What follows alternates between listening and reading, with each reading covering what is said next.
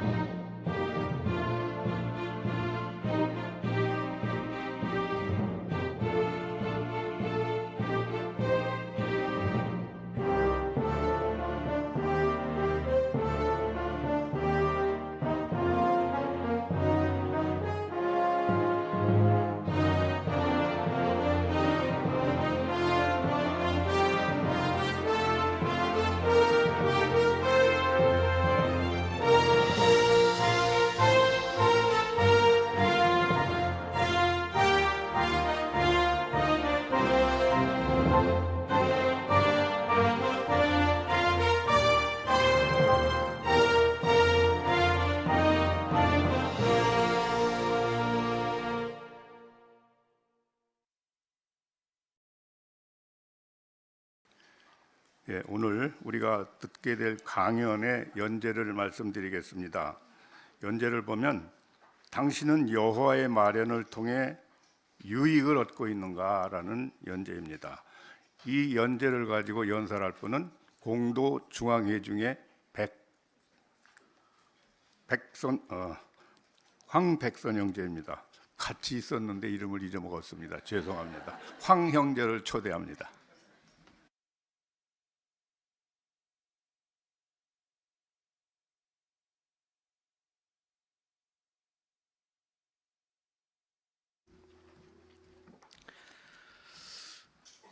네, 오늘 연제를 통해서 들으신 것처럼 여러분들은 여호와의 마련을 통해서 현재 유익을 얻고 계십니까?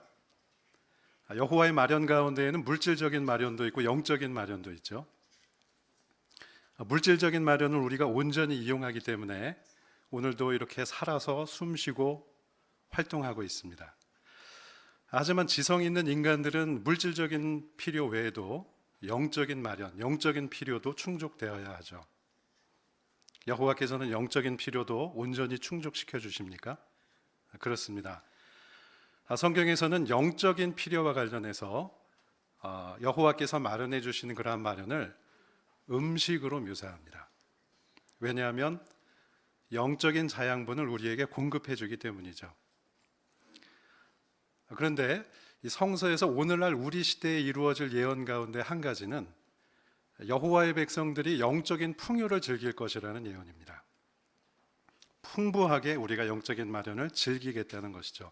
반면에 그렇지 못한 사람들은 영적인 기근에 처하게 될 것이라고 예언합니다. 그들은 영적인 양식이 없기 때문에 기근에 처하는 것일까요? 그렇지 않습니다. 영적인 음식의 필요를 느끼지 못하기 때문에 그들 스스로가 기근에 빠지는 것이죠. 그러면 이 두 부류의 사람들의 결과는 어떨까요? 그 예언을 직접 찾아서 읽어보실까요? 이사야 65장 13절과 14절을 읽어보시겠습니다.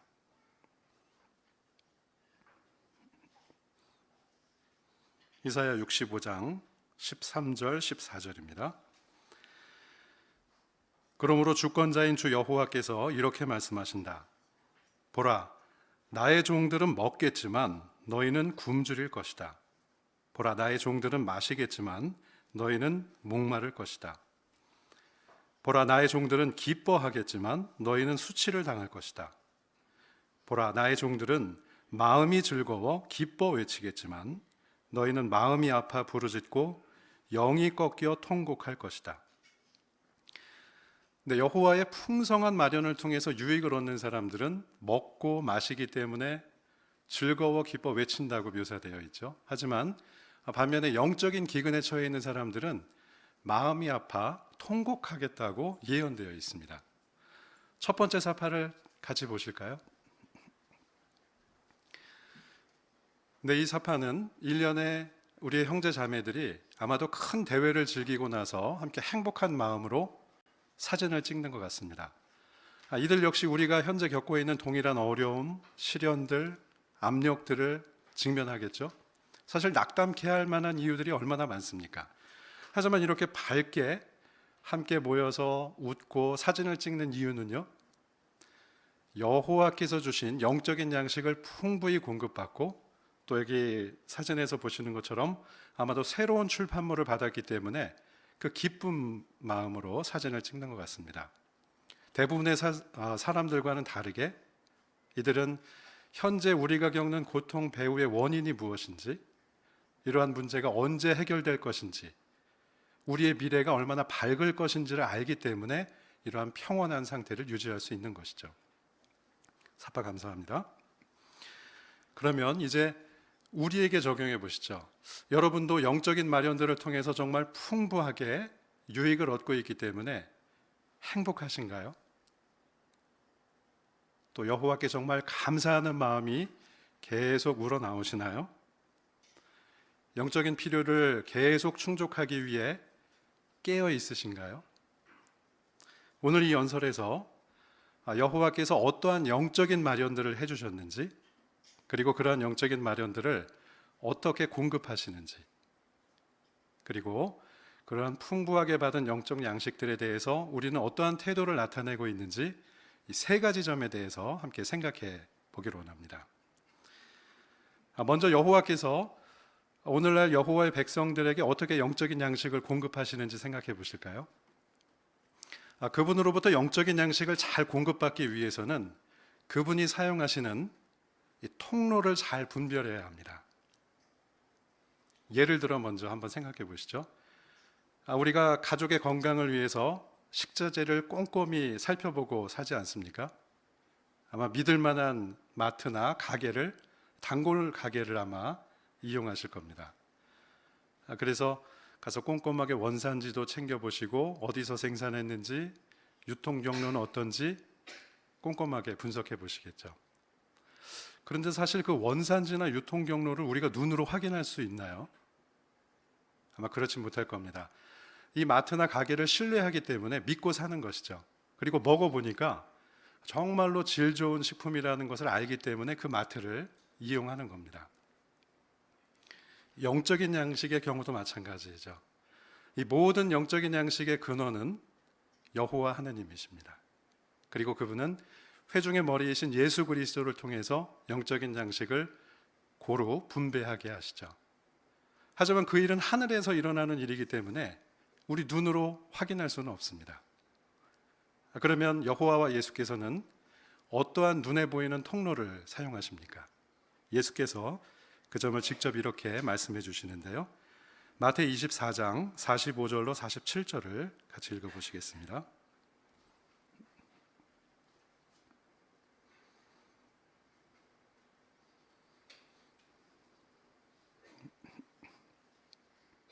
마태이 24장 45절로 47절입니다. 주인이 자기 집안 일꾼들을 돌보도록 임명하여 그들에게 제때에 양식을 나누어 주게 한 충실하고 슬기로운 종은 과연 누구입니까? 주인이 와서 그 종이 그렇게 하고 있는 것을 보게 되면 그 종은 행복합니다. 진실로 여러분에게 말하는데 주인이 자기의 모든 소유를 돌보도록 그를 임명할 것입니다. 네, 여기서 말하는 주인은 예수 그리스도이시죠. 마지막 날에 있을 예언을 하시는 가운데 이 말씀을 하셨는데, 그분은 이 제때의 양식을 나누어 줄 충실하고 슬기로운 종을 임명하시겠다고 예언하셨습니다. 그들은 충실하고 슬기로운 종, 그들은 누구입니까? 두 번째 사파를 같이 보실까요? 네, 우리가 잘 알고 계시는 것처럼 여호와의 증인의 중앙 장로회이죠. 이분들이 성경을 가지고 함께 토의하면서 여호와 하나님과 예수의 생각을 분별해내기 위해서 노력을 기울이는 모습을 보고 계시죠. 어떠한 영적인 양식을 공급하든 어떤 결정을 하든 그분들의 뜻을 이해하기 위해 노력하는 모습을 볼 수 있습니다. 사파 감사합니다. 그런데 중요한 것은 우리가 정말로 이 여호와의 증인의 중앙 장로회가 여호와께서 사용하시는 주된 통로라는 것을 확신하고 있는가 하는 것이죠. 또 이들이 정말로 여호와의 승인과 축복을 받고 있다는 증거를 분별하고 계십니까? 적어도 두 가지 면에서 이분들이 축복을 받고 있다는 증거를 확인할 수 있죠. 한 가지는 우리가 방금 성구에서 읽으신 것처럼 이분들을 통해 제때의 양식이 한 번도 중단되지 않고 우리에게 공급되고 있다는 것입니다. 그리고 두 번째로 예수께서 명령하신 전 세계적인 전파 활동이 이분들의 주된 생각이고 그 일을 실제로 인도하고 계시죠. 이 면에서 우리는 이들이 여호와의 주된 통로라는 것을 확신하고 그분들을 통해서 유익을 얻기를 원합니다. 네, 그러면 여호와께서는 어떠한 영적인 마련들을 해주셨는지 생각해 보시죠. 통로를 살펴보셨고요. 또 그분이 어떠한 마련들을 우리에게 베풀어 주시는지 함께 생각해 보시죠. 우리는 이러한 집회에 참석할 때 여호와의 주된 마련들을 다 경험할 수 있습니다. 한번 주위를 둘러보면서 한번 생각해 보시죠. 먼저 우리 모두에게는 성경이 있습니다. 여호와께서 주신 성경이죠. 책으로 된 성경이든 태블릿으로 가지고 계시든 모두가 갖고 있습니다. 첫 번째 마련은 성경이죠. 두 번째는 성령입니다. 우리가 눈으로 식별할 수 없지만 이 집회 장소에 여호와의 성령이 함께해서 우리가 성경 진리를 또 그분의 생각을 온전히 이해하도록 그분이 도와주시죠. 그리고 우리 주변에 함께 앉아있는 장로들도 있죠. 우리가 영적으로 계속 건강하게 성장할 수 있도록 우리를 돌보아 주십니다. 그리고 성경에 근거한 다양한 출판물과 자료들도 있죠. 태블릿만 열면 그러한 자료들을 우리는 쉽게 찾아볼 수 있습니다. 그리고 끝으로 오늘과 같은 이러한 집회, 또 크고 작은 대회, 다양한 모임들, 학교, 여러 가지 교육 마련들을 살펴보실 수 있죠. 이 외에도 정말 무수히 많은 여호와의 마련들이 있습니다. 이 가운데 두 가지만 좀 생각해 보실까요? 성경과 이 성경에 근거한 다양한 자료들을 좀 말씀드리고 싶은데요.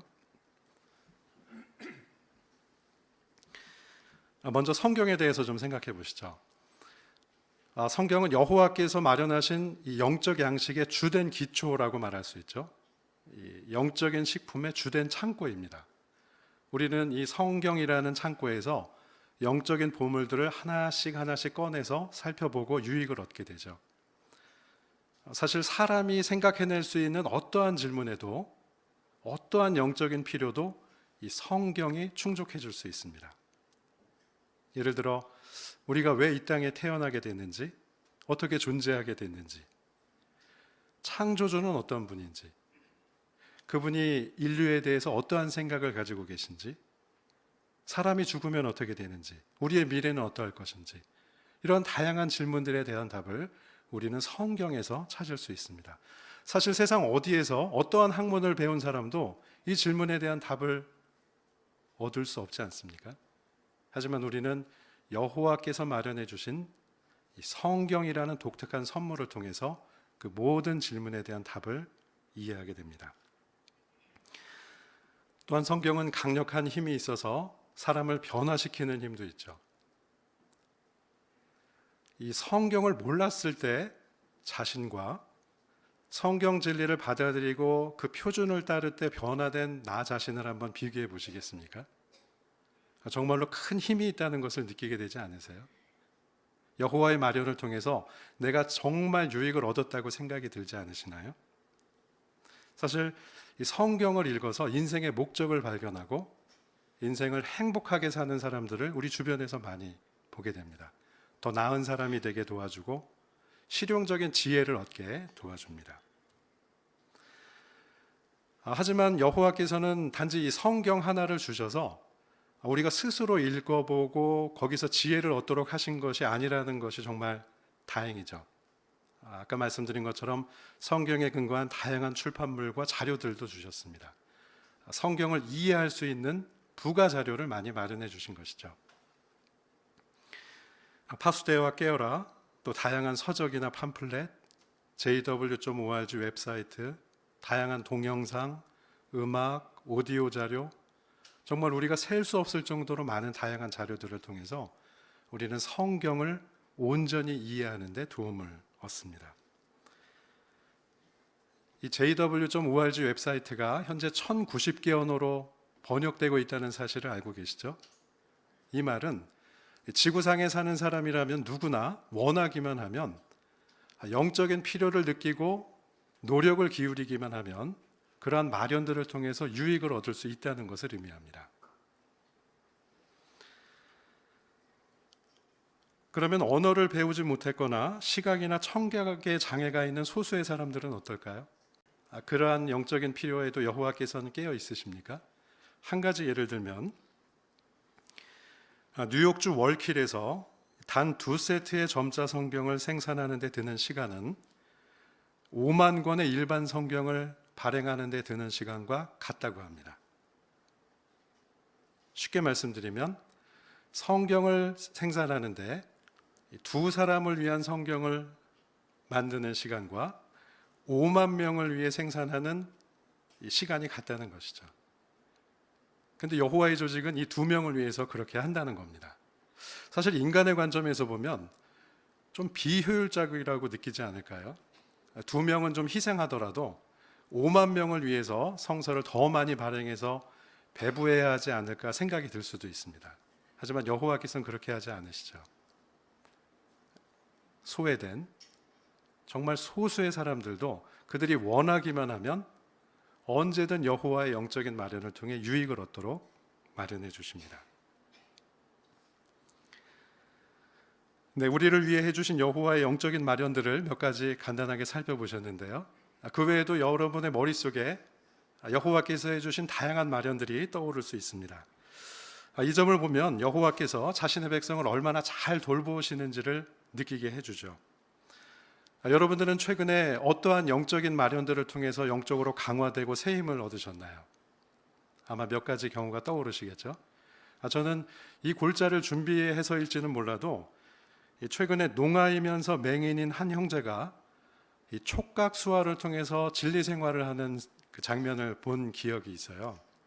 어려서부터 이 장애가 있기 때문에 듣지도 못하고 보지도 못하는 형제였는데요. 이 형제가 점자 출판물로 영적인 양식을 얻고 또 집회에 참석해서 다른 사람의 손을 잡고 함께 촉각 수화를 통해서 노래를 부르는 모습을 보면서 큰 감동을 받았습니다.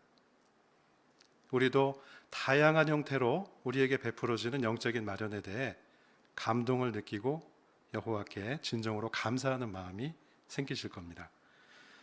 그러면 여호와의 마련들에 대해 어떻게 감사함을 나타낼 수 있을까요? 마지막 세 번째 질문을 함께 생각해 보시죠. 여호와의 마련에 감사할 수 있는 방법은 여호와의 마련을 온전히 활용하기 위해 노력하는 것입니다. 온전히 활용하기 위해 노력할 수 있습니다. 예를 들어 가정에서 음식을 마련하는 어머니의 경우를 생각해 보실까요? 여기도 어머니 분들이 많이 계실 텐데 다양한 음식을 아주 맛있는 양념으로 음식을 차려주시는 이유는 뭘까요? 가족의 건강을 위해서죠. 특히 성장하는 자녀들이 있다면 그들이 잘 자라서 건강한 성인이 되기를 바라기 때문에 수고를 들여서 요리를 하실 겁니다. 아마 자녀들이 편식하지 않고 골고루 먹고 야채도 빠뜨리지 않고 먹으면 어머니는 흐뭇해 하실 것 같아요. 저도 야채를 잘 안 먹는 편이었는데요.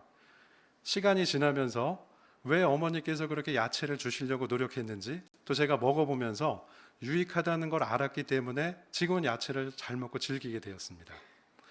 여호와께서 영적인 마련을 해주실 때도 마찬가지이지 않을까요? 여호와께서 하시는 모든 마련은 너무나 많기 때문에 우리에게 불필요하게 느낄 수도 있지만 여호와께서 우리에게 꼭 필요한 것들만 엄선해서 공급해 주시지 않을까요? 그리고 현재 우리가 살고 있는 이 시대가 더욱더 악해지고 문제들이 많기 때문에 우리의 영적인 면역력을 계속 키워주시기 위해서 다양한 재료로 우리에게 공급해 주고 계시지 않을까요? 그런데 우리는 이러한 생각이 들 수도 있죠. 이러한 다양한 마련들 가운데에서 나에게 필요한 것은 몇 가지 안 된다고 생각할 수도 있습니다. 또 어떤 경우는 여호와의 영적인 마련들이 다 따라가기에는 너무 힘들어서 내가 즐기지 못할 것 같다고 포기할 수도 있죠. 예를 들어서 집회나 개인 연구를 위해서 시간을 내는 데에는 어려움이 없을지 모릅니다. 그런데 매주 찾아오는 가족 숭배를 위한 시간을 낼 때에는 정말 도전이 되는 경우가 생길 수 있죠. 그때에도 여러분은 희생을 하면서 여호와의 마련을 온전히 이용하기 위해 노력하시나요? 그렇게 할 때 우리가 희생을 하지만 큰 유익을 얻게 된다는 것을 기억할 필요가 있습니다. 따라서 우리는 여호와의 모든 마련을 감사하는 마음으로 받아들일 필요가 있죠. 여호와의 마련을 온전히 활용하는 또 다른 방법은요, 매일 그분의 마련을 통해 자양분을 얻는 것입니다. 매일 그렇게 해야 하죠. 오늘과 같은 이러한 집회나 크고 작은 대회를 통해서 우리는 격려와 감동을 받지 않습니까? 정말 열심히 해야지 앞으로. 여호와께서 이렇게 나를 사랑해 주신다니. 큰 감동을 받게 되는데요. 그 감동이 얼마까지 가시던가요? 사실 물질적인 음식이 그날 그날의 활력을 주고 우리의 건강을 지켜주는 것처럼 영적인 음식도 마찬가지이죠. 이러한 큰 집회에서 아무리 큰 유익을 얻었어도 매일에 겪는 시련에서 우리를 지켜주고 우리를 건강하게 유지시켜주는 것은 우리가 찾아 먹는 매일매일의 식사입니다. 영적인 경우도 마찬가지이죠. 그렇기 때문에 여호와께서는 여호수아에게 이렇게 교훈하신 것 같습니다. 함께 여호수아 1장 8절을 같이 읽어보시겠습니다.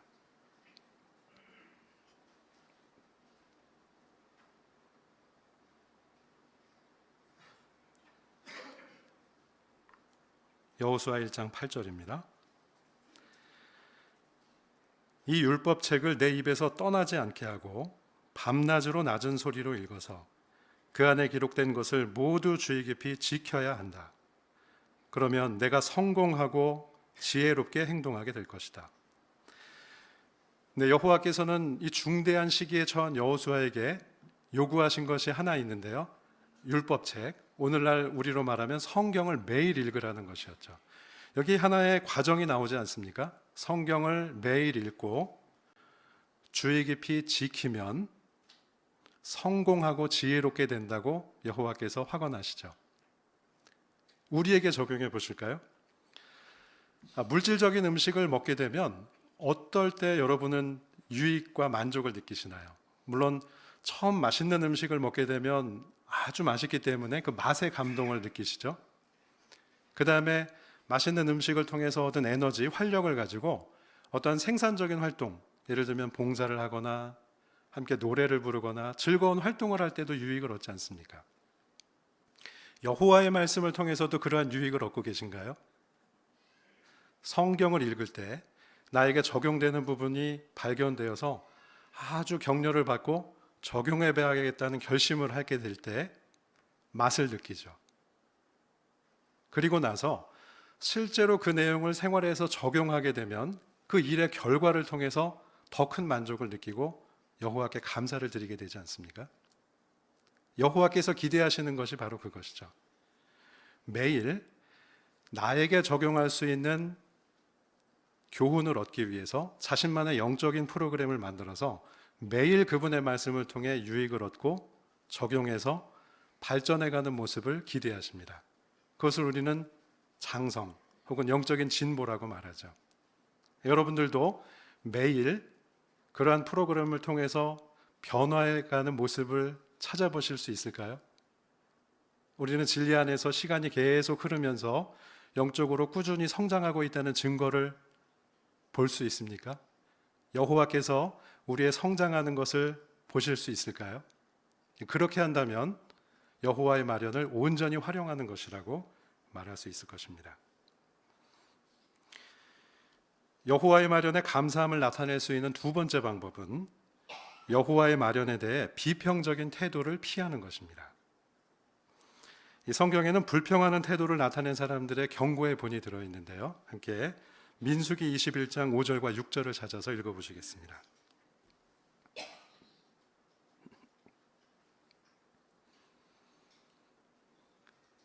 민수기 21장 5절과 6절입니다. 5절. 그래서 백성은 계속 하나님과 모세를 대항하여 말했다. 어째서 당신들은 우리를 이집트에서 데리고 올라와 광야에서 죽게 하는 거요. 여기에는 양식도 없고 물도 없어. 우리는 이 형편없는 음식이 지긋지긋하오. 그러자 여호와께서 백성 가운데 독사를 보내셨는데 그것들이 백성을 물어 많은 이스라엘 사람이 죽었다. 네, 이스라엘의 경우가 소개되고 있네요. 이들이 하나님과 모세를 대항해서 왜 우리를 이집트에서 데리고 나와서 이 광야에서 죽게 하는 거냐고 불평합니다.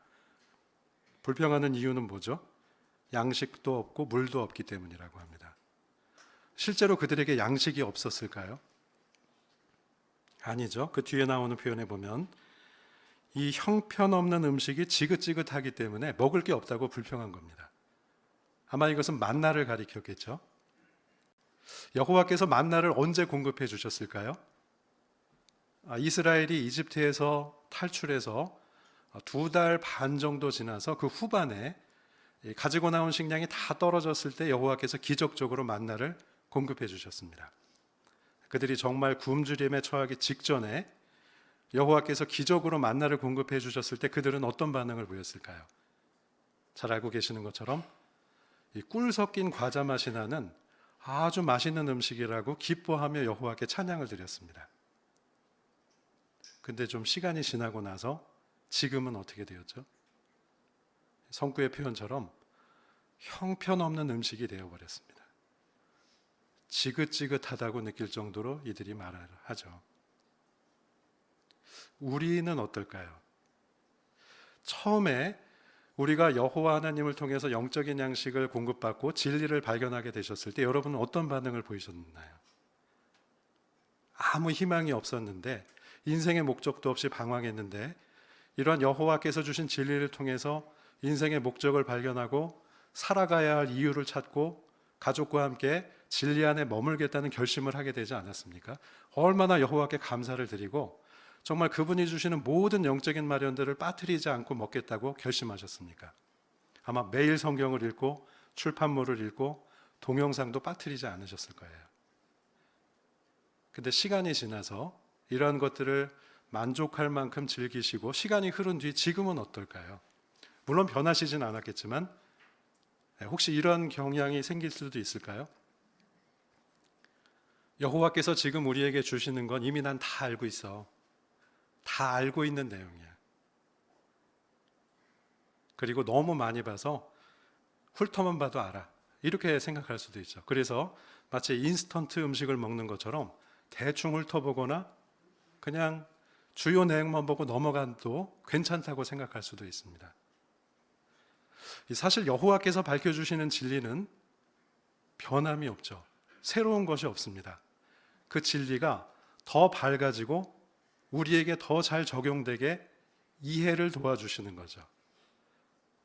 하지만 여호와께서 주시는 그러한 진리는 계속해서 우리를 영적으로 살아있게 하고 여호와와 좋은 관계를 누리게 해주지 않습니까? 따라서 그분이 마련해 주시는 영적인 마련에 대해 우리가 어떠한 태도를 나타내고 있는지 한번 생각해 볼 부면인 것 같습니다. 우리는 언제든 풍부한 영적인 마련을 즐길 수 있다고 해서 그것을 소홀히 여기거나 당연한 것으로 여겨서는 안 될 것입니다. 물질적인 마련을 통해 우리를 하루하루 살게 해주신 여호와께 우리는 매일 감사하다고 기도드리지 않습니까? 살아있게 해주시니까요. 영적인 면으로도 그렇게 기도하시나요? 여호와께서 매일 우리에게 공급해 주시는 마련들을 접할 때마다 정말 감사하는 마음으로 기도하고 기쁜 마음으로 섭취하고 계신가요? 우리는 비교적 순조롭고 아주 좋은 분위기 가운데에서 편안하게 영적인 양식을 즐기지만 정말 열악한 환경에 있는 우리의 형제자매들은 이 영적인 양식을 구하기 위해 많은 노력을 기울이기도 합니다. 마지막 사파를 같이 보실까요? 네, 아마도 아프리카 지역에 있는 한 형제가 인터넷 사정이 좋지 않은 곳에서 영적인 양식을 다운받기 위해서 전파가 잘 잡히는 곳까지 혼자 배를 타고 가서 다운받는 모습입니다. 이분들은 얼마나 여호와의 마련들을 소중히 여기고 감사하게 받아들일까요? 우리가 좀 생각해 볼 만한 부면이죠. 사파 감사합니다. 근데 우리는 여호와께 계속 감사함을 나타내기 위해 끝으로 여호와의 식탁에서만 먹겠다고 결심할 필요가 있습니다. 사탄은 점점 우리의 정신을 나뉘게 하고 우리가 거짓 가르침을 받아들이도록 하기 위해 안간힘을 쓰고 있죠. 유용하게 보이는 전자기기가 때로는 우리에게 안 좋은 영향을 주기도 합니다. 정확하지 않은 기사를 우리가 접하게 될 수도 있고 또 불건전한 오락거리들을 우리가 접하게 될 수도 있죠. 사실 먹는 것이 곧 그 사람이다라는 말이 있지 않습니까? 물질적인 음식은 어떤 것이든 해로워 보이지 않을지 모르지만 먹고 난 뒤에 반드시 우리의 몸에 영향을 주게 되어 있습니다. 그러면 우리의 정신에는 무엇으로 음식으로 채우시겠습니까? 네, 오늘 우리는 여호와의 영적인 마련들을 하나하나 간단히 살펴보셨고 그분이 어떤 통로를 통해서 마련하시는지 또 그분의 마련에 대해서 우리가 어떠한 인식을 나타내야 하는지 간단히 살펴보셨습니다. 여호와의 마련은 너무나 소중한 것이죠. 따라서 우리는 계속 그분의 마련을 통해 유익을 얻겠다고 결심할 필요가 있습니다.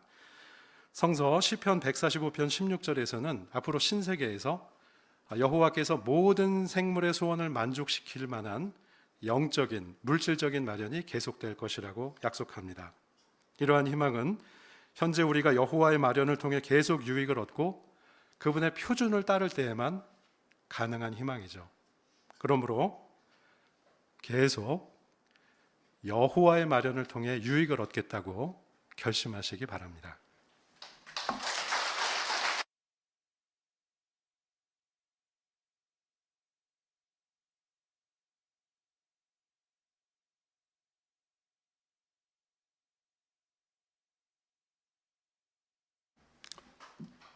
네, 강연을 잘 들어주셨죠?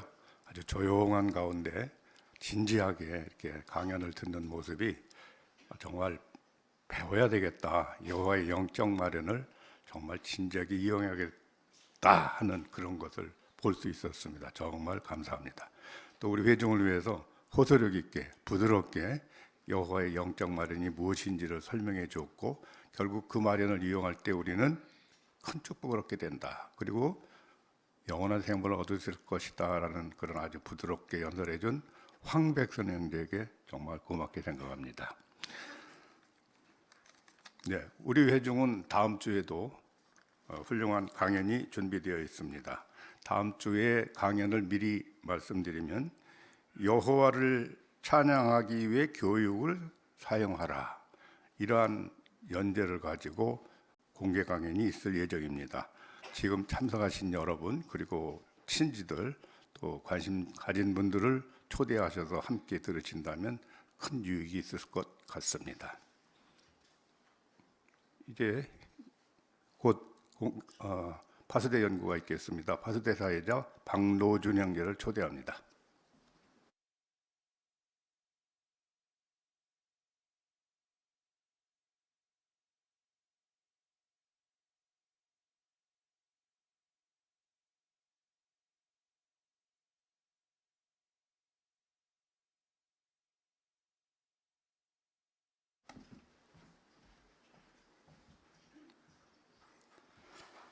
네, 아주 행복한 시간이네요. 오늘 파스데는 10번째 기사가 되네요. 지난주에 이은 연재 기사인데요. 시작하는 노래가 13번이 준비되어 있습니다. 사실 우리가 헌신과 침례받은 이후의 삶이 어떠해야 하는지를 아주 잘 대변하는 노래 같아요. 기쁨으로 노래하라, 기쁨으로 여호와께 노래하라 13번, 그리스도 우리의 본 함께 부르시고 파스를 즐기겠습니다.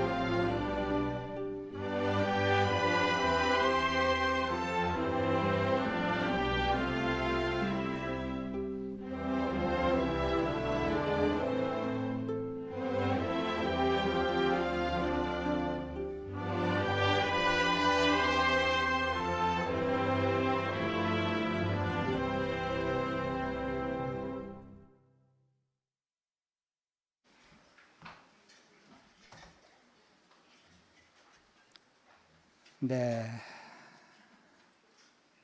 펴보실까요? 3호로 10번째 기사. 증인들 인생의 전환점 하면 언제를 떠올리나요? 아마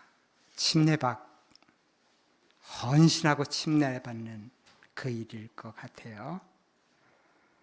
그렇지만 우리가 잘 아는 것처럼 이건 시작에 불과하죠. 정말 중요한 게 뭘까요?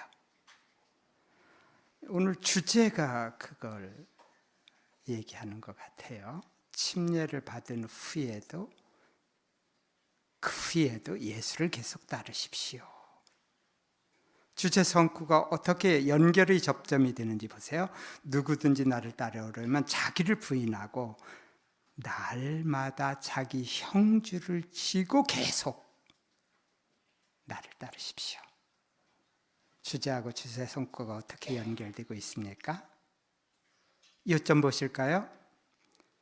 이 기사는 우리 모두가 헌신의 의미를 깊이 생각해 보는데 도움이 됩니다. 특히 최근에 침례받은 사람들이 충실을 유지하는 데 도움이 될 것입니다. 우리 모두가 생각해 볼 수 있는 내용도 얘기하고 특히 최근에 이런 표현이 있는데요. 저 자신이 특히 제가 최근에 침례받은 사람처럼 느끼면서 이 기사를 접했네요. 이제 살펴보도록 하시겠습니다. 1량 낭독합니다. 침례받고 여호와의 가족이 되는 것은 매우 기쁜 일입니다. 그처럼 여호와의 가족이 되는 영예를 누리는 사람들은 시편 필자 다윗이 한 다음과 같은 말에 공감할 것입니다. 여호와께서 선택하고 가까이 데려와 그분의 뜰에 거하신 사람은 행복합니다. 여호와께서는 자신의 뜰에 아무나 들이지 않으십니다. 앞 기사에서 살펴본 것처럼 그분은 자신과 가까워지기를 진심으로 원하는 사람들에게 가까이 오십니다. 여호와께 헌신하고 침례받으면 그분과 특별한 면으로 더 가까워집니다. 그때부터 분명 그분은 부족함이 없을 때까지 당신에게 축복을 쏟아 부어 주실 것입니다. 침례를 받으면 어떤 축복을 누리게 됩니까? 임명희 자매. 네, 침례를 받으면 여호와 하나님과 특별한 면으로 더 가까워지는 축복과 하늘의 수문을 열어 부족함이 없을 때까지 축복을 누리게 됩니다. 네, 감사합니다. 뒤에 안명희 자매. 네, 침례를 받기 전에 우리는 단지 남이 아니라 하나님의 적이라는 처지에 있었습니다. 하나님의 적이었던 우리가 헌신하고 침례받은 후에 그분의 가족이 되어 그분을 아버지라고 부를 수 있는 것은 정말 큰 축복이자 행복이라고 할 수 있습니다. 그렇죠. 앞에 장현진 형제. 네, 여기 말라기, 예레미야서 모두 하느님의 축복을 물로 묘사했습니다. 그리고 예레미야 17장 7, 8절에서는 뿌리가 물길까지 뻗는다고 했는데요. 이 행복의 기근이 들어버린 이 세상에서 뿌리가 물길을 찾는 건 참 힘든 것 같습니다. 또 찾았다 해도 금방 말라버릴 적은 양의 행복인 것 같습니다. 바로 그런 세상 속에서도 풍성한 물길까지 쭉 뻗어갈 수 있는 길, 바로 그 길이 여호와께 헌신하고 침례받는 삶입니다. 왜냐하면 여호와께서 특별히 그런 사람들의 뿌리를 자신의 물길로 이끌고 계시기 때문입니다. 감사합니다. 3항 낭독합니다. 물론 침례는 시작에 불과합니다. 그 이후로 당신은 헌신의 서약에 따라 살기 위해 최선을 다해야 합니다. 유혹이나 믿음의 시험을 받더라도 그렇게 해야 합니다. 예수의 제자로서 당신은 예수께서 나타내신 본을 밀접히 따르고 그분의 명령에 최대한 순종해야 합니다. 그렇게 하는데 이 기사가 도움이 될 것입니다. 먼저 전도서 5장 4절과 5절을 낭독해 볼까요? 어느 분이 낭독해 주시면 좋을까요? 네. 뒤에 지혜준 형제 이름표를 사용해 주시면 더 감사하겠습니다. 유혹을 받더라 언제든지 하느님께 서원하거든 미루지 말고 지켜라. 그분이 미련한 자들을 기뻐하지 않으시기 때문이다. 서원하는 것은 지키도록 하여라. 서원하고 지키지 않는 것보다 서원하지 않는 것이 낫다. 유념하면서 질문 보시죠. 헌신하고 침례받은 그리스도인에게는 어떤 중요한 책임이 있습니까? 네, 유명순 자매. 네, 방금 읽은 성구를 보면 하느님께 서원하는 것은 지키라고 알려줍니다. 따라서 침례받은 모든 그리스도인은 여호와 하나님의 뜻대로 살기로 한 그 헌신의 서약을 믿음의 시험이나 유혹이 있을 때도 꼭 지키기 위해 최선을 다해야 할 것입니다. 그렇게 하기 위해서는 예수께서 나타내신 본을 밀접히 따르고 그분의 명령에 순종해야 합니다. 네, 그렇죠. 이현진 형제. 네, 서원이라는 말은 어떤 일을 하거나 하지 않겠다고 약속하는 말인 맹세와 같은 효력을 지닙니다. 따라서 그러한 서원을 여호와와 맺는다는 것은 분명 그분과 맺는 엄숙한 약속이며 이 약속을 지키는 것이 얼마나 중요한 일인지를 일깨워줍니다. 네, 그렇죠. 맞습니다. 뒤에 윤성희 자매. 네, 그래서 서원은 우리가 자원해서 자진해서 스스로 하지만 여호와께서는 그것을 신성하게 여기고 구속력이 있는 것으로 보십니다. 그래서 이 시간을 통해서 우리가 한 서원을 어떻게 잘 지킬 수 있는지 배우게 될 것입니다. 예, 이현진 형제하고 맥을 같이 하는 아주 좋은 발표들을 해주었네요. 자, 이제 다음 소제목 보시면서 사항 낭독합니다. 침례를 받았다고 해서 살면서 아무 문제도 겪지 않는 것은 아닙니다. 사실 예수께서는 자신의 제자들이 형주를 질 것이라고, 그것도 날마다 지게 될 것이라고 분명히 말씀하셨습니다. 예수의 이 말씀은 그분의 제자들이 늘 고통을 겪을 것이라는 뜻입니까? 그렇지 않습니다.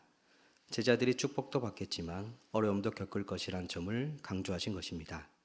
그러한 어려움 중에는 고통스러운 일들도 있을 것이었습니다.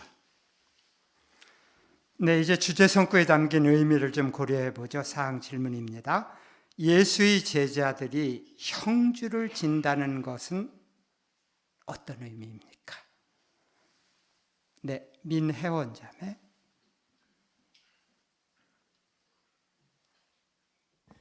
형주를 진다는 것은 예수 그리스도의 제자들이 어려움을 겪을 것을 알려주는데 어려움 중에는 고통스러운 일들도 있습니다.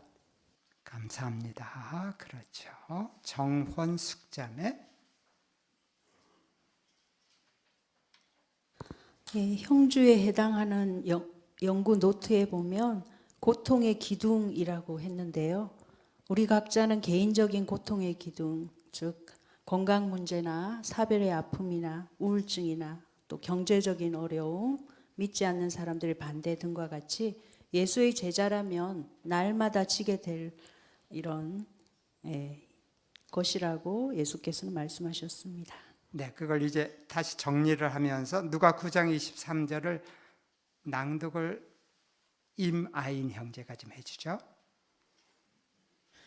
23절 그분은 계속해서 모두에게 말씀하셨다.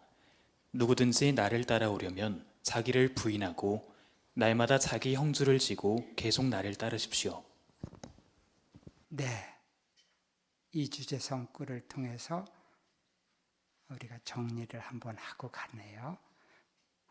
혹시 신충심 자매? 네, 우리가 침례받은 후에도 여러 가지 시련이 있을 수 있습니다. 따라서 이 성구에 보면 날마다 계속이라는 그런 표현을 볼 수 있는데요. 다시 말하면 날마다 계속 우리는 시련을 겪을 수 있습니다. 그래서 그런 가운데서도 우리는 여호와께 한 선을 지키기 위해서 계속 노력해야 할 것입니다. 네, 좋습니다. 김광욱 형제.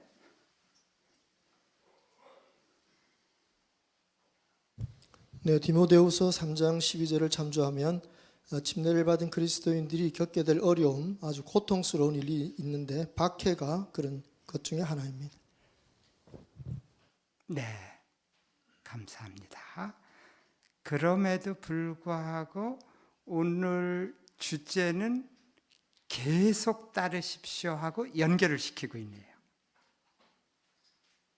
이제 계속 다음 항을 낭독합니다. 어쩌면 당신은 이미 가족에게 반대를 받고 있거나 왕국을 첫째로 구하기 위해 돈을 더 벌 수 있는 기회를 포기했을지 모릅니다. 그렇다면 여호와께서 당신이 치른 모든 희생을 알고 계신다는 점을 확신하기 바랍니다. 아마도 당신은 예수께서 하신 이러한 말씀이 참되다는 것을 경험해 보았을 것입니다. 나를 위해 또 좋은 소식을 위해 집이나 형제나 자매나 어머니나 아버지나 자녀나 밭을 버린 사람은 지금 이 시대에 박해도 받겠지만 집과 형제와 자매와 어머니와 자녀와 밭을 100배나 받을 것이며 오는 세상 제도에서 영원한 생명도 받을 것입니다. 그렇습니다. 당신이 어떤 희생을 치렀든 당신은 그보다 훨씬 더 큰 축복을 받고 있습니다. 왕, 예수께서는 여호와를 섬기기 위해 희생을 치르는 사람들에게 어떤 축복을 하셨습니까? 김형자 A자매.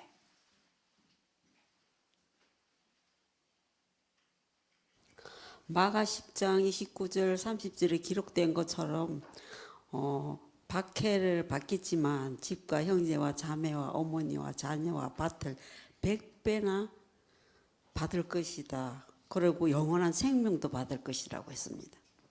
네, 잘 말씀해 주셨습니다. 이재경 자매.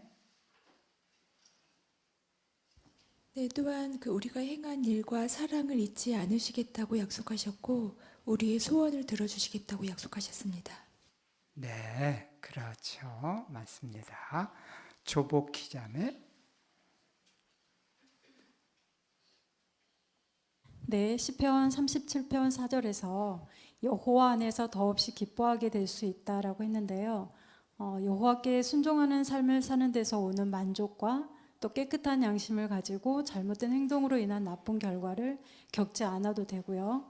또 분노나 시기심에 휩싸이지 않게 되고 머지않아 여호와께서 모든 불공정을 끝내시고 충실한 사람들에게 상 주신다는 것을 알기 때문에 지금 현재도 행복한 삶을 누릴 수 있습니다.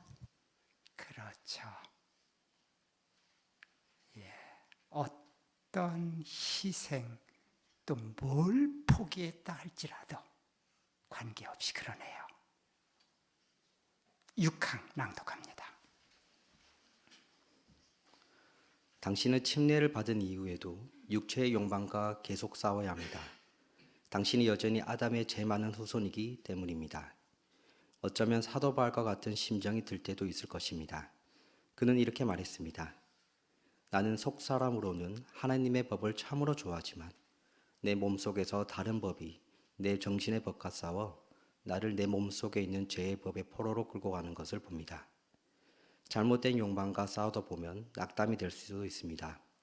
하지만 자신이 여호와께 헌신하면서 한 약속을 생각하면 유혹에 맞서 싸우려는 결심이 강해질 것입니다.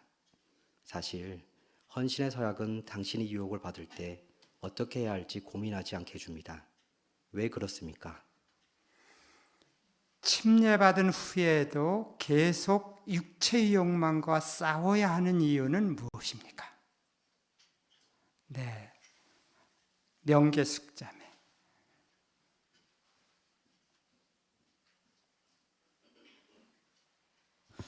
네, 침례를 받았어도 여전히 아담의 죄 많은 후손이기 때문에 육체의 욕망과 계속 싸우지 않으면 안 됩니다. 그렇기 때문에 그 헌신의 약속을 늘 기억하고 그 약속을 지키기 위해 노력할 필요가 있습니다. 고맙습니다. 박미정 자매.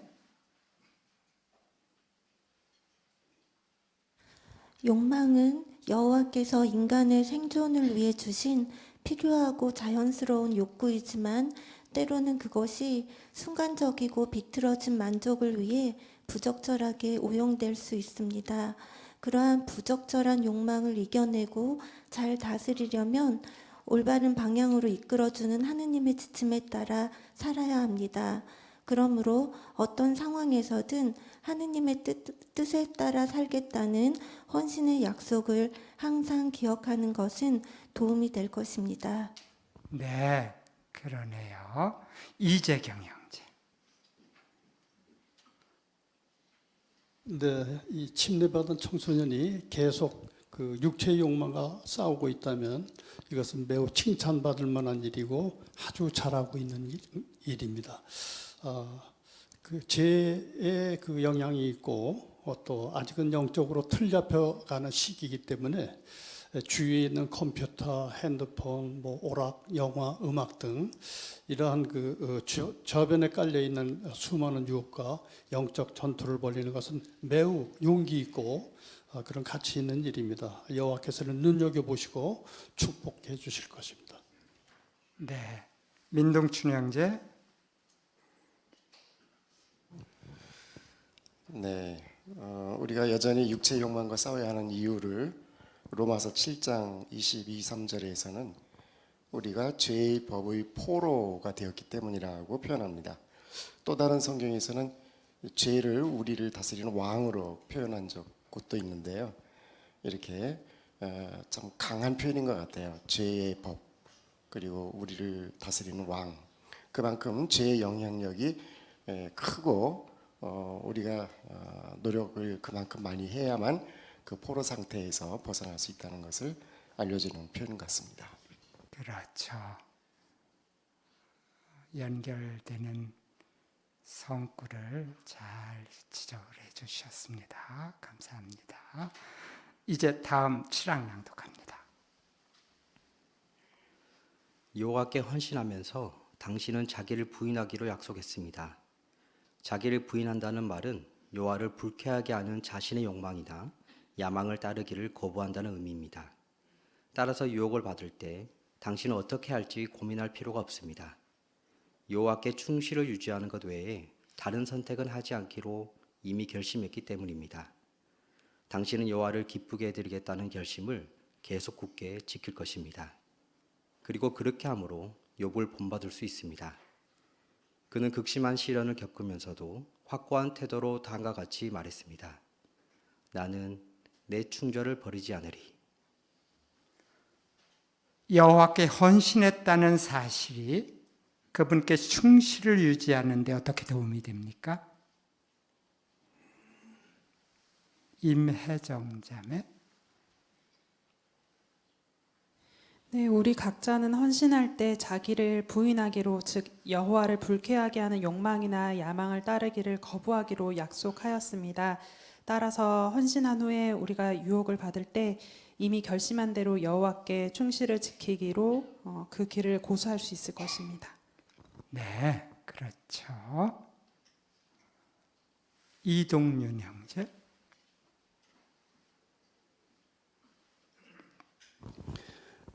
욥기 27장 5절을 보면 욥은 고난 중에도 나는 내 충절을 버리지 않으리라고 굳게 결심했습니다. 우리가 시련이나 어려움이 닥칠 때에도 확고한 이러한 태도를 나타낼 필요가 있습니다. 네, 맞습니다. 박춘홍 형제. 망설이고 고민하게 된 이유는 이미 결심이 별로 안 섰기 때문입니다. 그러나 우리가 서원했을 때 이미 결심을 해놨죠. 그러니까 그 환경에 부딪혀도 뭐 쭈삣쭈삣하고 이렇게 뒤돌아볼 거 없이 바로 결정을 내릴 수가 있습니다. 네, 고맙습니다. 고민하지 않게 된다고. 예, 감사합니다. 다음 항 낭독합니다. 자신이 여호와께 기도로 한 헌신을 깊이 생각해 보면 어떤 유혹을 받든 그 유혹을 물리칠 힘이 생길 것입니다. 예를 들어 당신은 다른 사람의 배우자에게 부적절한 관심을 보일 것입니까? 결코 그러지 않을 것입니다. 그와 같은 일을 거부하기로 이미 결정했기 때문입니다. 마음속에 부적절한 감정이 자리 잡은 후에 그러한 감정을 뿌리 뽑기란 정말 어렵습니다. 하지만 당신은 이미 내린 결정 덕분에 그런 일을 겪지 않아도 될 것입니다. 악한 자의 길에서 발길을 돌릴 것이기 때문입니다. 8항입니다. 자신이 기도로 한 헌신을 깊이 생각해 보는 것이 유혹을 물리치는데 어떻게 도움이 됩니까? 김하은 자매. 네, 마음속에 부적절한 감정이 자리 잡은 후에 그 감정을 뿌리 뽑기란 정말 어렵기 때문에 부도덕과 같은 유혹을 거부하기로 미리 결정했던 헌신을 깊이 생각해 본다면 잠언 4장 14절 15절의 말씀처럼 아예 악인의 길을 멀리하고 발길을 돌렸기 때문에 유혹을 받는 일을 겪지 않게 되고 유혹을 물리치는 데 도움이 될 것입니다. 네, 맞습니다. 이재영 형제. 네, 집에 대문이 없으면 도둑이 마음 놓고 들어올 수 있습니다. 우리가 헌신에 대해 깊이 생각하면서 유혹을 물리치겠다고 이미 내린 결정은 이후에 오게 될 유혹들을 막을 수 있는 대문에 비할 수 있습니다. 만약 그런 결정을 전에 하지 않으면 후에 그 유혹은 쉽게 우리의 마음속에 계속 드나들게 될 것이고 결국 우리의 마음속에 있는 좋은 것들을 앗아갈 수 있다는 점을 생각해 볼 수 있습니다. 네, 아주 흥미로운 예네요.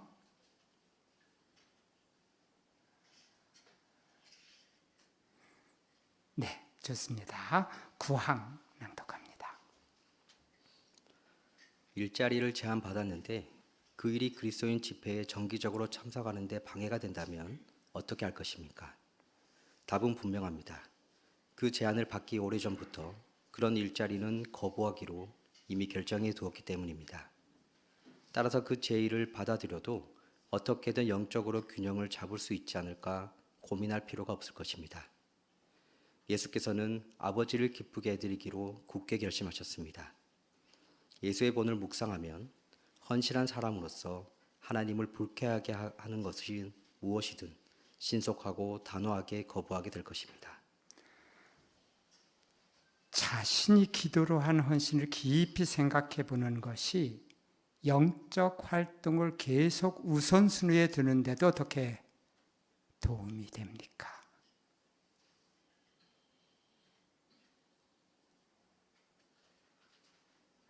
이정 형제.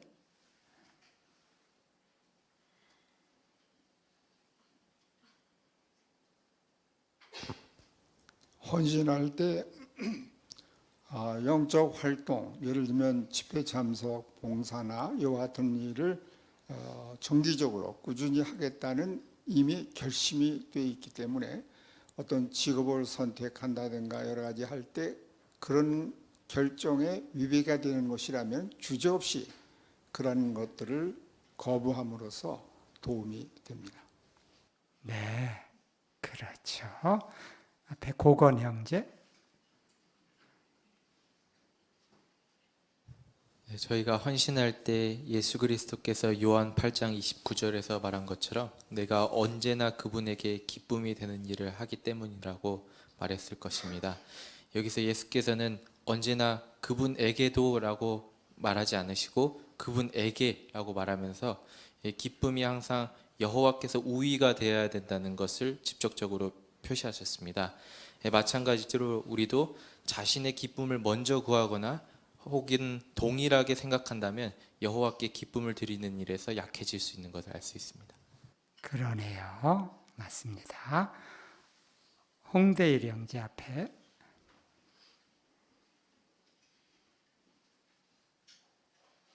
네, 이전 항과 이 항에서도 이미 결정해 두었을 때 고민할 필요가 없이 확고한 입장을 나타낼 수 있다고 했는데 예수 그리스도께서 그 면에서 좋은 본을 보이셨습니다.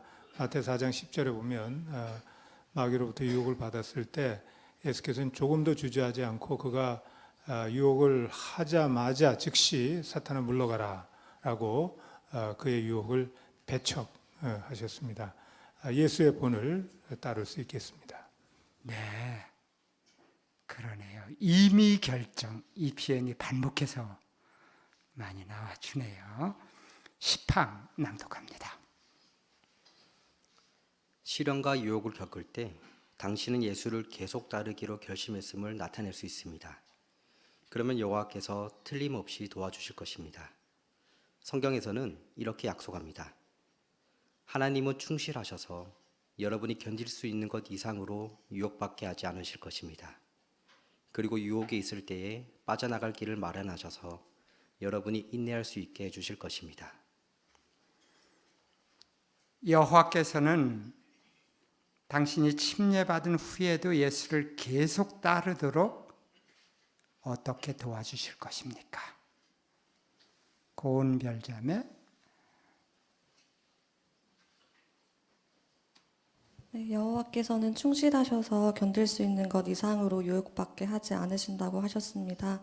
여호와께서는 우리의 신체적, 정신적, 감정적 한계를 매우 잘 알고 계시므로 우리가 충실을 유지할 수 없을 정도까지 상황이 전개되도록 결코 내버려 두지 않으시므로 우리를 도와주실 것입니다.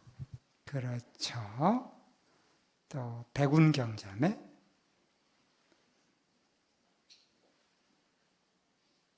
고린도전서 10장 13절에서 우리를 도와주시는 두 가지 방법이 언급되어 있는데요. 한 가지는 견딜 수 있도록 힘을 주시는 것이고요. 또 한 가지 방법은 빠져나갈 길을 마련하시는 것입니다. 즉 시련을 제거해 주심으로써 우리를 도와주실 수 있습니다. 그러므로 시련과 유혹을 겪게 될 때 내가 어떻게 이걸 이겨나갈까, 어떻게 견딜까 고민이 될 때 이 성구에 있는 그 여호와께서 도와주시는 방법, 두 가지 방법을 깊이 생각함으로써 이겨낼 수 있다는 확신을 가질 수 있겠습니다. 그렇죠. 뒤에 박대희 형제. 네, 또 그 성구에서 하나님께서 충실하시다고 말씀하셨는데요. 그러한 돌봄에 대한 약속에 대해서 그분이 반드시 지키실 것이라는 점을 확신하면서 그분을 의지한다면 이겨낼 수 있을 것입니다. 예, 좋은 점을 잘 지적해 주셨어요. 이제 다음 소제목을 보시겠는데요.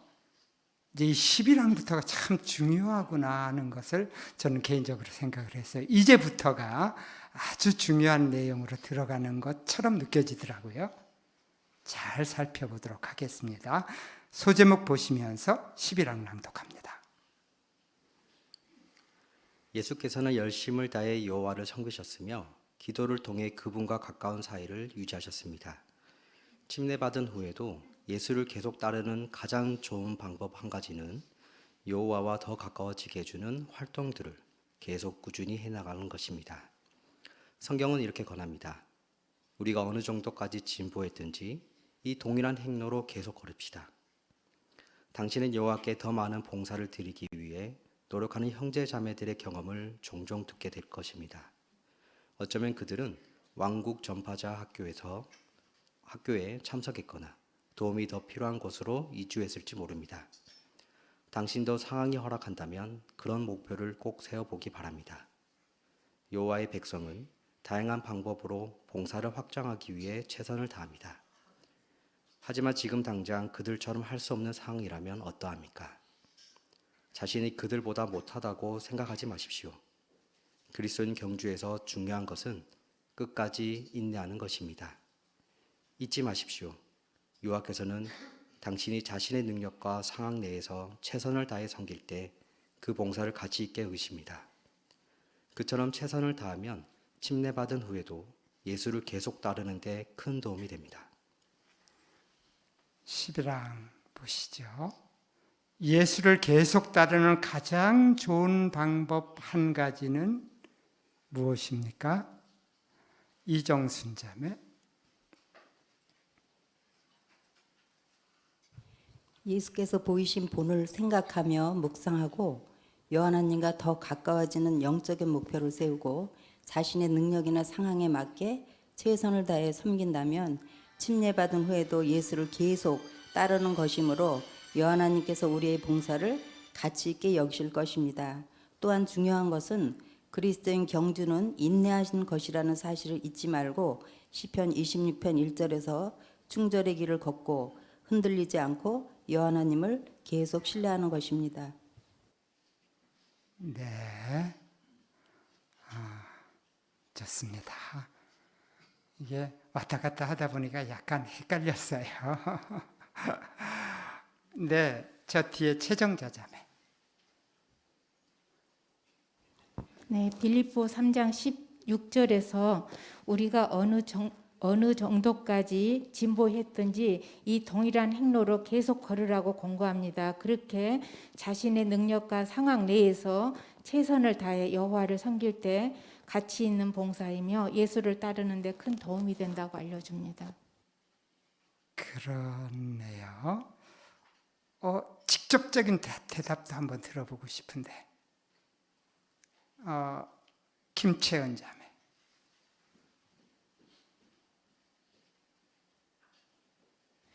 네, 여호와와 더 가까워지게 해주는 활동들을 계속 꾸준히 해나가는 것입니다. 그거 잘 기억하는 게 좋겠습니다. 유미수 자매. 빌립보 3장 16절에 이 동일한 행로로 계속 걸읍시다라고 해서 같은 자리를 계속 걷는 것이 아니라 우리가 진리에 고착하면서 앞으로 나아가는 것을 염두에 두고 사용한 것입니다. 그렇죠. 두 자매가 아주 정말 키워드를 잘 지적해 줬어요. 루틴이 정말 중요하죠.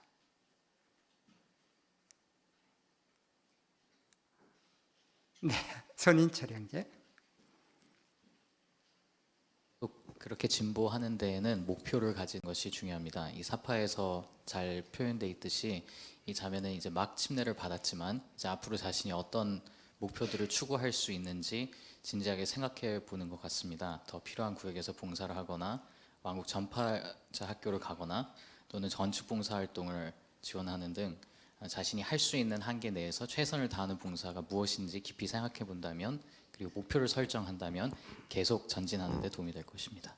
맞습니다. 이 사파가 주는 의미가 되게 크네요. 네, 저 뒤에 윤성희 자매.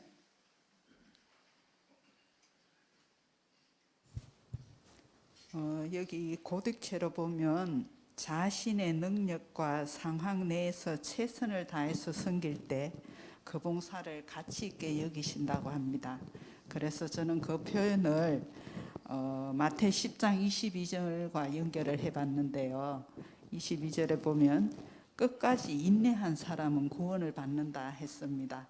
그래서 혹시 다른 사람이 즐기는 특권을 누리지 못하는 상황이라 하더라도 최선을 다해서 끝까지 인내할 때 여호와께서 소중히 여기신다는 것도 생각해 볼 수 있습니다. 맞습니다. 그래서 여기 표현 가운데 자신이 그들보다 못하다고 생각하지 마십시오 하고 지금 윤자매 말씀하신 그것이 딱 맞물리네요.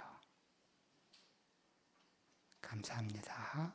사파를 곰곰이 생각해 볼 수 있으면 참 좋겠습니다. 이제 아주 중요한 다음 항을 고려합니다. 13항입니다. 거기 이제 박스 안에 사파도 있고 내용도 있는데 그것까지 같이 낭독을 할 겁니다. 13항입니다. 혹시 이전보다 자신의 기도가 형식적이 되었다고 느낍니까? 봉사도 타성에 젖었다고 느낍니까? 성경을 읽으면서 예전만큼 감동을 느끼지 못하는 것 같습니까? 침례받은 후로 그런 경향이 생겼다고 느낀다면 자신이 여호와의 영을 잃은 것이라고 단정하지 마십시오. 우리는 불완전하기 때문에 늘 한결같은 태도를 유지하기가 쉽지 않습니다. 열의가 식고 있다고 느낀다면 사도 바울의 경험을 묵상해 보십시오. 그는 예수를 본받으려고 노력했지만 평소처럼 의욕이 생기지 않을 때도 있었습니다. 그는 이렇게 말했습니다. 내 뜻을 거슬러 그 일을 한다 해도 관리인의 직무는 여전히 내게 맡겨져 있습니다. 그렇습니다. 바울은 의욕이 생기지 않을 때에도 최선을 다해 봉사하겠다고 결심했습니다. 당신도 바울을 본받을 수 있습니다. 자신의 불완전한 감정에 영향을 받아 결정을 내리지 마십시오. 의욕이 생기지 않을 때에도 옳은 일을 하겠다고 결심하십시오. 계속 옳은 일을 하다 보면 결국 마음가짐도 달라질 것입니다. 언제나 좋은 영적 일과를 유지한다면 침례받은 후에도 계속 예수를 따를 수 있을 것입니다. 또한 당신의 변함없는 모습을 보고 동료 형제 자매들도 격려를 받을 것입니다. 그리스도인 경주를 계속 달리십시오. 운동선수가 계속 선수 생활을 하려면 체력 관리를 잘해야 합니다. 그와 마찬가지로 침례받은 후에도 여호와를 계속 섬길 자격을 유지하려면 영성을 튼튼하게 관리해야 합니다. 네, 내용이 좀 길죠. 먼저 고린도전서 9장 16절과 17절을 낭독을 하겠습니다.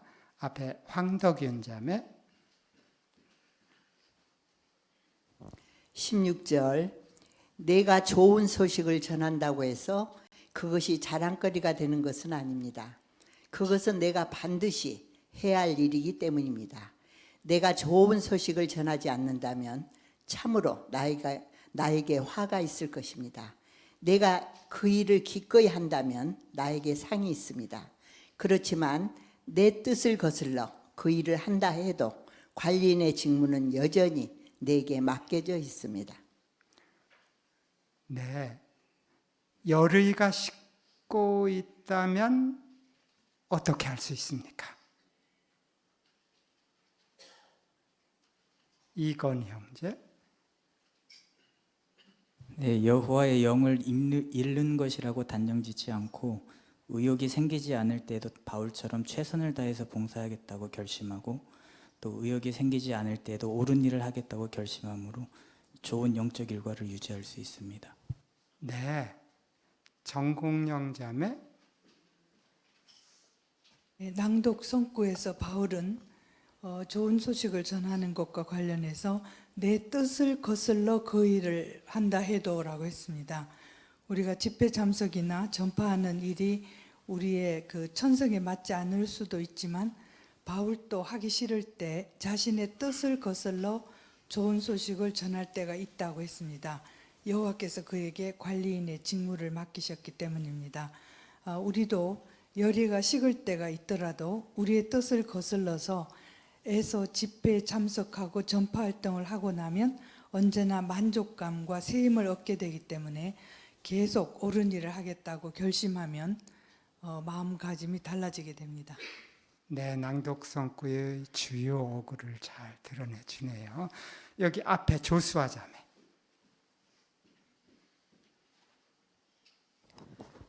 의욕이 생기지 않을 때 그 일이 주는 유익을 생각해 보는 것도 도움이 된다고 하는데요.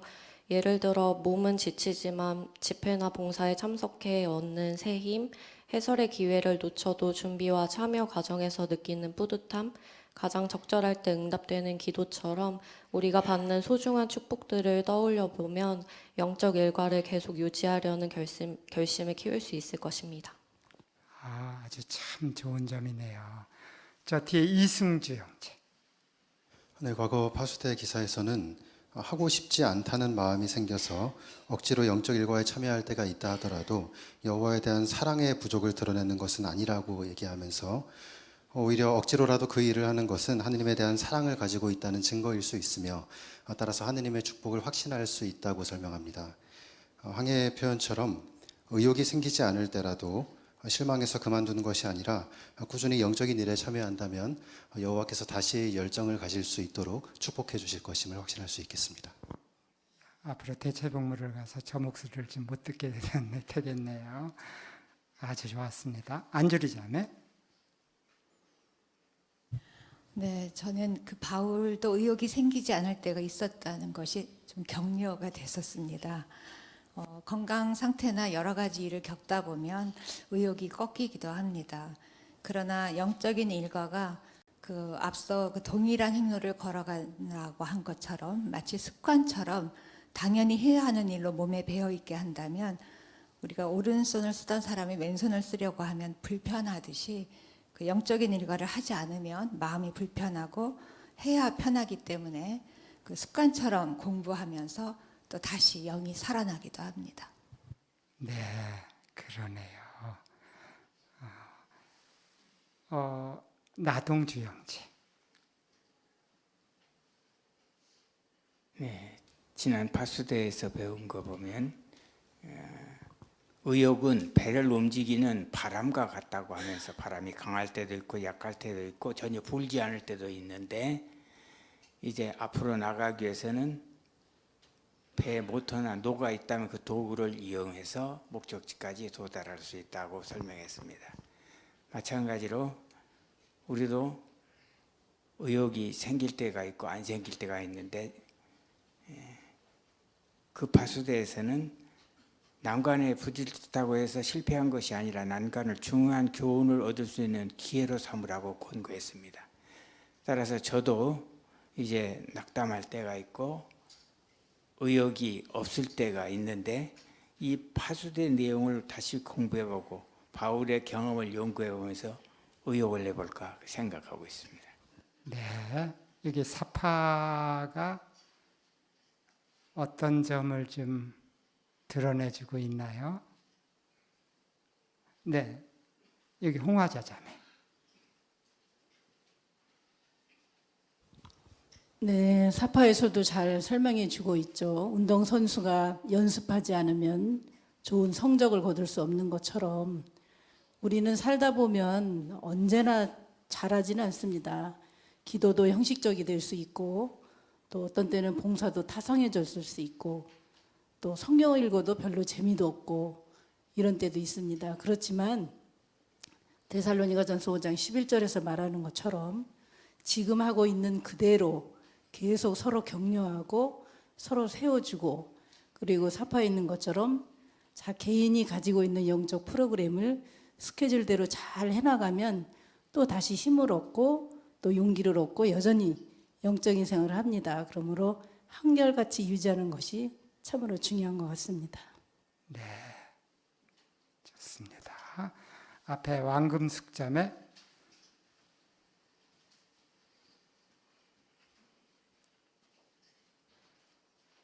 네, 왜 전파 사업을 해야만 하는지 그 명분에 대한 개념을 명확하게 이해하는 것이 좀 어려움을 겪었을 때 도움이 될 것 같습니다. 고린도전서 9장 16절 17절에 보면 바울처럼 그것은 반드시 해야 할 필수적인 일이었고 만약에 하지 않으면 화가 있을 것이고 기꺼이 한다면 상을 받을 것이다. 이런 세 가지 점을 우리가 곰곰이 묵상한다면 의욕이 생기지 않아도 어차피 이건 내가 증인이 된 이상 해야 하는 일이니까 그래 힘을 좀 더 내보고 여호와를 힘입어서 계속 달려가 보자. 그러다 보면 어느새 의욕이 채워지고 충만해지는 것을 느낄 수 있다는 점을 배울 수 있습니다. 네. 혹시 12항과 14망을 연결시켜주는 굵은 글씨를 통해서 혹시 배운 점은 누군가가 간결하게 얘기 좀 해주시면 좋겠네요. 네, 유광열 형제. 유광열 형제 앞에.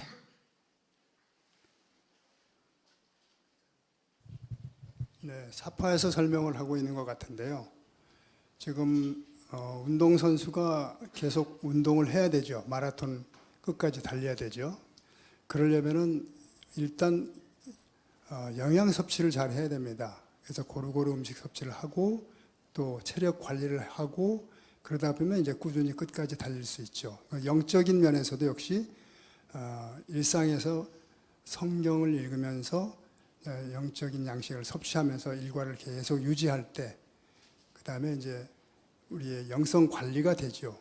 그러면 이제 전파 활동 아주 중요한 이 사업에 꾸준히 쉬지 않고 하게 되어서 충절의 길을 계속 갈 수 있는 것 같습니다. 네. 예. 앞에 여하정 자매 가능하면 간결하게 해주시면 고맙겠습니다. 우리는 불안정하기 때문에 그런 서구적인 감정이 들 수 있지만 그런 감정이 들 때 그런 감정에 제어되는 것이 아니라 계속 해야 할 일을 꾸준히 한다면은 계속 그리스도인인 경주에서 달릴 수 있습니다. 네. 예, 그만 가겠습니다. 다음 소제목 보시고 14항 낭독합니다. 또한 침례받은 후에도 자신의 상태를 자주 점검해 보는 것이 좋습니다.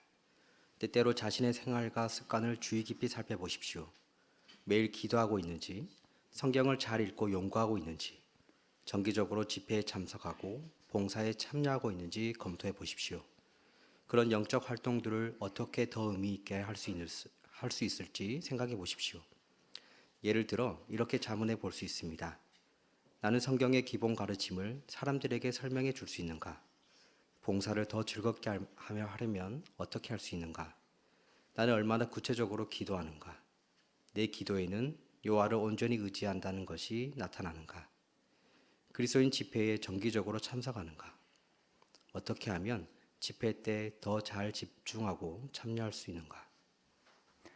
고린도후서 13장 5절을 낭독합니다. 여기 함자매 앞에 함정임자. 13장 5절 여러분이 믿음 안에 있는지 계속 시험하고 여러분 자신이 어떠한 사람인지 계속 확인하십시오. 예수 그리스도께서 여러분 안에 계시다는 것을 알지 못합니까? 만일 모른다면 여러분은 승인받지 못한 사람일 것입니다. 네, 낭독 잘 해주셨습니다. 이 성구가 소제목하고 잘 연결되죠. 14항 질문입니다. 무엇을 자주 점검해 보아야 하며 그 이유는 무엇입니까? 네, 이 앞에 이은혁 형제.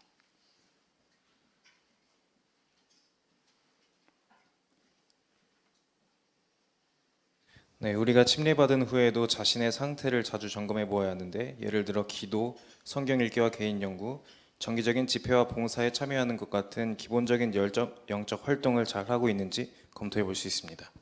맞아요. 이완 형제. 네, 그리고 항에서는 영적 활동들을 어떻게 더 의미 있게 할 수 있을지 생각해 보라고 권합니다. 우리가 매일 기도하더라도 어떻게 더 구체적으로 기도하고 여호와를 온전히 의지한다는 것을 나타낼 수 있을지 스스로 자문함으로 이미 좋은 영적 습관을 가지고 있을지라도 계속 자신을 발전시키기 위해 점검해야 합니다. 그렇죠. 맞습니다. 김자은 자매. 네, 또 다른 자문점에서는 기본 가르침을 다른 사람에게 설명하고 집회에 정기적으로 참석하는 기본적인 일에 더해 봉사를 더 즐겁게 하고 집회 때 더 잘 집중하고 참여할 수 있기 위해 자신을 점검해야 한다고 알려줍니다. 우리가 주어진 것을 하는 것에 더해 우리의 정성을 다하고 더 발전하기 위해 노력한다면 여호와와의 거리가 더 가까워질 것입니다. 예, 저도 노력하겠습니다. 이제 15, 16항입니다. 자신의 약점을 솔직하게 살펴보는 것도 중요합니다. 로버트 형제의 경험은 그 점을 잘 보여줍니다. 그는 이렇게 말합니다. 20살쯤에 아르바이트를 했습니다. 한 번은 일이 끝나고 한 여직원이 저를 집으로 초대했어요. 우리 단둘이 좋은 시간을 갖자고 말했죠. 처음에는 우물쭈물하며 핑계를 대다가 조금 지나서야 분명히 거절하면서 이유를 이야기했습니다. 로버트가 유혹을 물리친 것은 칭찬할 만한 일입니다. 하지만 그는 나중에 그때를 되돌아보며 자신이 더 잘 대처하지 못한 것에 대해 아쉬워했습니다. 그는 이렇게 말합니다. 저는 요셉이 보디발의 아내의 유혹을 물리칠 때처럼 신속하고 단호하게 거절하지 못했어요. 제가 단호하게 거절하는 걸 그렇게 어렵게 느낄 줄 몰랐어요. 그 일을 계기로 여호와와의 우정을 더 튼튼하게 길러야겠다는 생각이 들었습니다. 당신도 로버트처럼 자신을 점검해 보면 유익할 것입니다. 유혹에 잘 대처했다 하더라도 자신이 얼마나 빨리 유혹을 물리쳤는지 자문해 보십시오. 그 부면에서 발전이 필요하더라도 자책하지 마십시오. 그런 약점을 알게 되어 다행이라고 생각하십시오. 그 문제에 대해 기도하고 여호와의 도덕 표준에 따라 살겠다는 결심을 강화하기 위해 노력하십시오. 네, 한 형제가 유혹을 물리친 경험에서 무엇을 배울 수 있습니까? 강건 형제. 들어봅시다. 여호와와의 우정을 더 튼튼하게 길러야 하는 것을 배웠습니다. 아, 예, 핵심만 딱 지적을 하네요. 아주 좋았습니다. 정구의 자매. 앞에.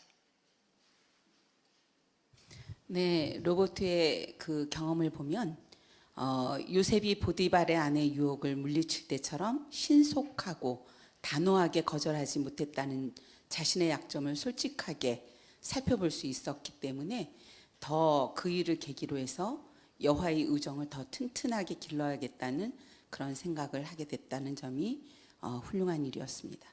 네, 오겸민 형제.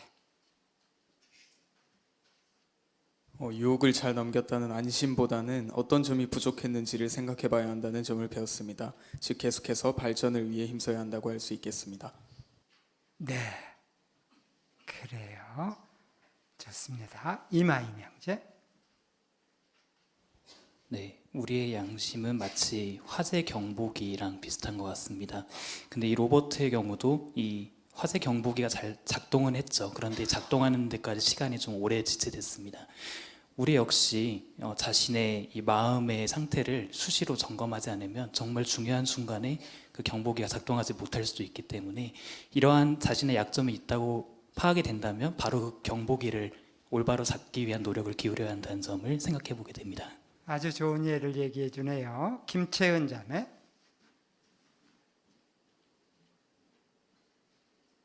네, 그 앞항들에서 헌신에 대해서 이제 깊이 생각을 해보면 고민하지 않게 된다라는 말이 생각이 나는데요.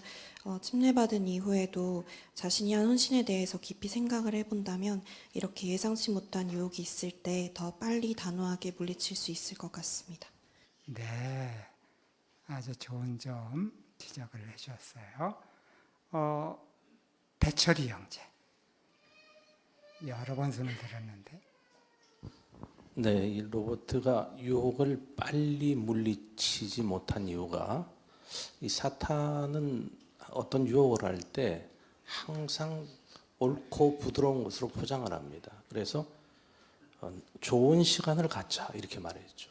좋은 시간 갖는 게 뭐 나쁜 겁니까? 나쁜 시간 갖자고 한 것도 아닌데 이런 대목에서 뭐가 좋을까 잠시 생각했을지 모릅니다. 그래서 우리가 대단히 정신 차리고 깨어 있다면 사탄이 이렇게 의로운 걸로 포장할 때 그것이 아니라는 것을 금방 간파하고 빨리 대처할 수 있는 능력을 가지게 될 것입니다. 이제 17항에서 연결이 되네요. 보시죠. 로버트의 경험은 거기에서 끝나지 않았습니다. 그는 이렇게 말합니다. 제가 초대를 거절하자 그 여직원은 시험을 통과했네요 라고 말했습니다. 저는 그게 무슨 뜻인지 물어보았어요. 알고 보니 그 여직원의 친구 중에 예전에 증인이었던 사람이 있었습니다. 그런데 그 친구가 여직원에게 증인 청소년들이 모두 이중 생활을 하고 있으며 유혹을 받으면 쉽게 넘어간다고 말했다는 것이었습니다. 그래서 그 여직원이 친구에게 정말로 그런지 저를 시험해 보겠다고 한 거였어요. 여호와의 이름에 영광을 돌릴 수 있어 정말 다행이라는 생각이 들었습니다. 로버트는 어떻게 여호와 이름의 영광을 돌릴 수 있었습니까? 네, 박춘기 형제. 여호와의 증인 청소년들이 모두 이중 생활을 하고 있으며 유혹을 받으면 쉽게 넘어가기 때문에 그러한 시험을 했다는 것을 알게 되었을 때 자신이 정말 좋은 결정을 했다는 것을 알게 되었습니다. 예, 저 목소리도 별로 이제 오래 못 듣게 됐네요. 좋습니다. 자, 이제 마지막 항 18항입니다. 당신은 여호와께 헌신하고 침례를 받음으로 무슨 일이 있어도 여호와의 이름을 거룩하게 하기를 원한다는 것을 나타낼 수 있습니다. 분명 여호와께서는 당신이 어떤 어려움을 겪고 있고 어떤 유혹을 물리치고 있는지 다 아십니다. 그분은 충실을 지키려는 당신의 노력을 축복해 주실 것입니다. 그분이 성령을 통해 당신에게 충실을 유지할 힘을 주실 것임을 확신하십시오. 여호와께서 도와주신다면 침례받은 후에도 계속 예수를 따를 수 있습니다. 그 밑에 유익한 연재 기사 박스도 같이 읽겠습니다. 그리스도인 청소년이라면 JW.org의 청소년은 묻는다 항목에서 입으로 된 침례를 받은 뒤에는 어떻게 해야 할까? 기사를 읽어보면 매우 유익할 것입니다. 1부에서는 그리스도인 활동을 계속해 나가도록 격려해 줍니다. 2부에서는 어려움과 유혹에 직면할 때 어떻게 충조를 지킬 수 있는지 알려줍니다. 네, 마지막 항 고려합니다. 당신은 침례를 받은 후에 어떻게 하기로 결심했습니까? 김미정 자매. 예, 저는 침례를 받은 후로 죽는 한이더라도 여호와께 충성을 지키겠다 이렇게 약속을 했습니다. 그래서 그 약속을 지키기 위해서 계속 노력하고 있습니다. 네, 이진희 자매. 네, 그런 결심을 실천했을 때 여호와께서 주시는 축복에 관해서 오늘 축복이라는 단어가 몇 번 나왔었는데요. 그게 신세계에서 받을 축복만 생각하면 너무 먼 얘기인가 아닌가 싶을 때가 있을 수 있지만 현재 받을 수 있는 축복이 많다는 것 역시 오늘 배우게 됐습니다.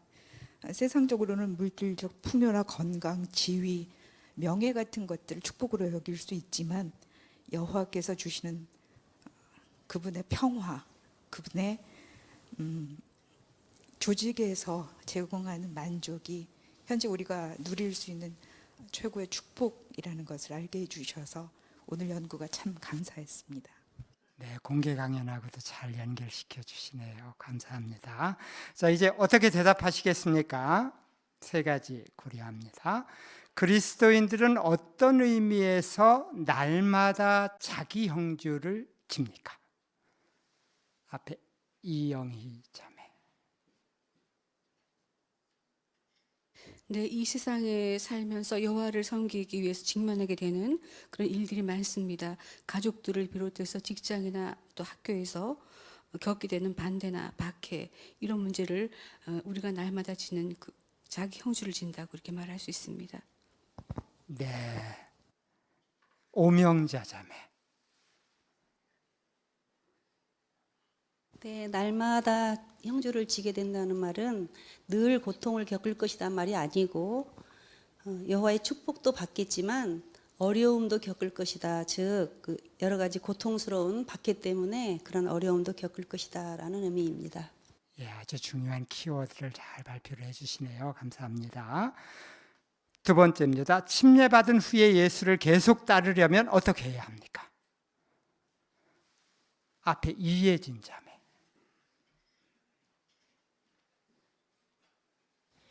침례를 받은 지 얼마가 되었든지 자신의 능력과 상황이 허락하는 범주 내에서 최선을 다해 여호와와 더 가까워지게 해주는 활동들을 꾸준히 해나간다면 계속 예수를 따를 수 있습니다. 예, 아주 중요한 대답을 해줬네요. 맞습니다. 마지막 세 번째입니다. 자신이 기도로 한 헌신을 깊이 생각해 보는 것이 충실을 유지하는 데 어떻게 도움이 됩니까?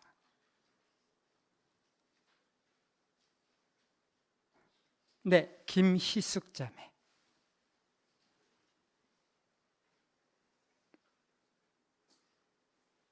네, 우리가 무슨 일을 겪든지, 무슨 유혹을 겪든지, 무슨 비난을 받든지, 무슨 박해를 받든지 간에 이 모든 것이 여호와 이름을 거룩하게 하는데 우리가 충실을 유지할 수 있고 또 그에 따라서 계속 예수 그리스도의 발자취를 침례받은 후에도 따를 수 있게 성령으로 도움을 주실 것입니다.